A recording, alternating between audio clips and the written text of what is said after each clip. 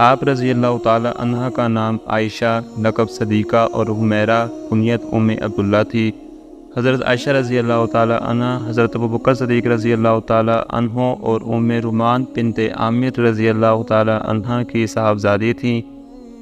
سیدہ عائشہ رضی اللہ تعالی عنہ قرن اول کے ان چند گنے چنے افراد میں سے تھیں جن کی پیدائش ایک مسلمان گھرانے میں ہوئی تھی۔ سیدہ عائشہ رضی اللہ تعالی عنہ فرماتی ہیں کہ میں نے اپنی اولاد کے بعد اول دن سے ہی اپنے والدین کو مسلمان پایا۔ سیدہ عائشہ رضی اللہ تعالی عنہ بعثت نبوی کے 4 سال بعد پیدا ہوئیں۔ تمام ازواج مطہرات میں سے حضرت عائشہ صدیقہ رضی اللہ تعالی عنہ کو یہ شرف حاصل ہے کہ وہ حضور صلی اللہ علیہ وآلہ وسلم کی کنواری بیوی تھیں۔ حضرت ابوبکر صدیق رضی اللہ تعالی عنہ نبی صلی اللہ علیہ وآلہ وسلم کے منہ بولے بھائی تھے۔ انہوں نے نہایت تعجب سے پوچھا، کیا بھائی کی صاحبزادی سے نکاح جائز ہے؟ حضرت خولہ رضی اللہ تعالی عنہ نے حضور صلی اللہ علیہ وآلہ وسلم سے دریافت کیا تو آپ صلی اللہ علیہ وآلہ وسلم نے فرمایا، ابوبکر میرے دینی بھائی ہیں اور ایسے بھائیوں کی اولاد سے نکاح جائز ہے۔ حضرت ابوبکر صدیق رضی اللہ تعالی عنہ کے لیے اس سے بڑی اور خوشی کی کیا بات ہو سکتی تھی کہ ان کی صاحبزادی عائشہ رضی اللہ تعالی عنہ تاجدار مدینہ حضرت محمد صلی اللہ علیہ وآلہ وسلم کے نکاح میں آئے۔ چنانچہ آپ راضی ہو گئے اور شوال کے مہینے میں 500 درہم حق مہر پر آپ صلی اللہ علیہ وآلہ وسلم کا نکاح ہوا۔ حضرت ابوبکر صدیق رضی اللہ تعالی عنہ نے خود خطبہ نکاح پڑھایا۔ اس وقت حضرت عائشہ رضی اللہ تعالی عنہ کی عمر 6 سال تھی۔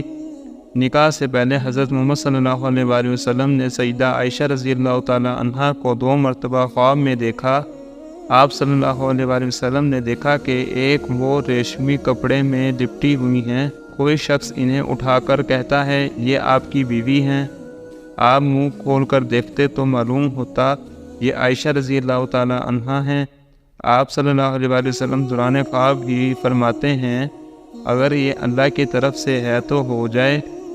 اللہ تعالیٰ کے اس ارشاد پر حضور صلی اللہ علیہ وآلہ وسلم نے حضرت ابوبکر کو نکاح کا پیغام بھیجا۔ ایک مرتبہ شوال کے مہینے میں عرب میں طاعون کی وبا پھیلی، جس کی وجہ سے ہزاروں لوگوں کی ہلاکتیں ہوئیں اور ان کے گھروں کے گھر ویران ہو گئے۔ اہل عرب اس وقت سے ہی شوال کے مہینے کو منحوس سمجھتے تھے اور وہ اس ماہ میں کسی بھی قسم کی خوشی سے گریز کرتے تھے۔ سیدہ عائشہ رضی اللہ تعالی عنہ کا نکاح بھی شوال کے مہینے میں ہوا اور رخصتی بھی چند سال بعد شوال کے ماہ میں ہوئی۔ اس واقعے سے شوال کی نحوست کا وہم لوگوں کے دلوں سے دور ہوا۔ حضرت عائشہ رضی اللہ تعالی عنہ کا نکاح نہایت ہی سادگی سے ہوا۔ حضرت عائشہ رضی اللہ تعالی عنہ ابھی لڑکیوں کے ساتھ کھیل ہی رہی تھیں کہ حضرت ابوبکر صدیق رضی اللہ تعالی عنہ نے نکاح پڑھا دیا۔ خود عائشہ رضی اللہ تعالی عنہ فرماتی ہیں کہ جب میرا نکاح ہوا تو مجھ کو خبر ہی نہ ہوئی۔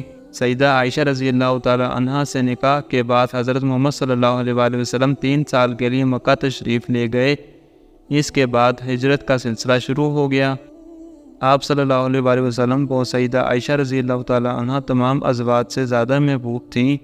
ایک مرتبہ عمر بن عاص رضی اللہ تعالی عنہ نے آپ صلی اللہ علیہ وآلہ وسلم سے پوچھا کہ دنیا میں سب سے زیادہ کون عزیز ہے؟ آپ صلی اللہ علیہ وآلہ وسلم نے فرمایا عائشہ رضی اللہ تعالی عنہ۔ انہوں نے پوچھا مردوں میں سے پوچھ رہا ہوں؟ فرمایا عائشہ کے والد ابوبکر۔ سیدہ عائشہ رضی اللہ تعالی عنہ حجۃ الوداع کے موقع پر آپ صلی اللہ علیہ وآلہ وسلم کے ساتھ تھیں۔ جب آپ صلی اللہ علیہ وآلہ وسلم نے احرام باندھنے کا ارادہ کیا تو آپ رضی اللہ تعالی عنہ نے رسول صلی اللہ علیہ وآلہ وسلم کو خوشبو لگائی۔ جب حضور صلی اللہ علیہ وآلہ وسلم اس دنیا سے پردہ فرمانے والے تھے تو آپ صلی اللہ علیہ وآلہ وسلم سیدہ عائشہ رضی اللہ تعالی عنہ کے گھر تشریف لے آئے اور آخری ایام وہیں پر گزارے۔